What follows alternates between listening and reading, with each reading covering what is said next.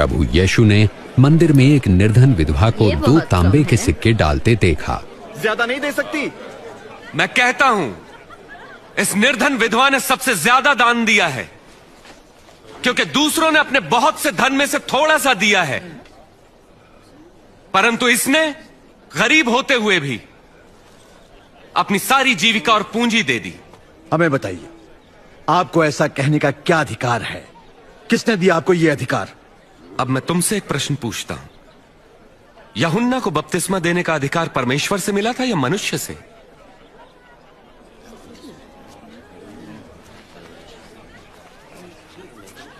हम क्या उत्तर दें?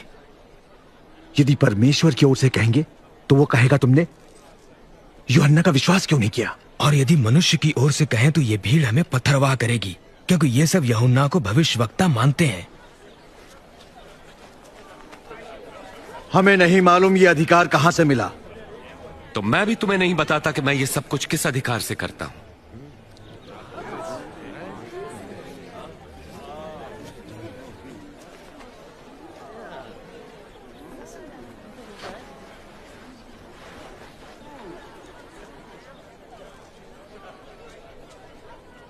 एक बार एक मनुष्य ने अंगूर की बारी लगाई, उसे ठेके पे देकर लंबे समय के लिए कहीं चला गया। जब अंगूरों को इकट्ठा करने का समय आया तो उसने अपने एक दास को भेजा कि फसल में उसका हिस्सा उससे मिल सके, परंतु ठेकेदारों ने उसे पीटकर खाली हाथ भगा दिया। तब उसने दूसरे दास को भेजा, पर ठेकेदारों ने उसे भी पीटा और अपमानित करके उसे भी खाली हाथ लौटा दिया। तब उसने तीसरे दास को भेजा, किंतु ठेकेदारों ने उसे मार पीट के बाग के बाहर धकेल दिया। तब अंगूर बारी के मालिक ने अपने मन में सोचा, अब मैं क्या करूं?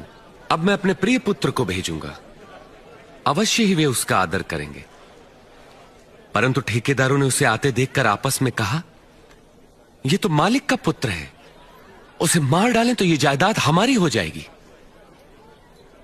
हमें और बताएं। उन्होंने उसे बारी के बाहर निकाला और मार डाला।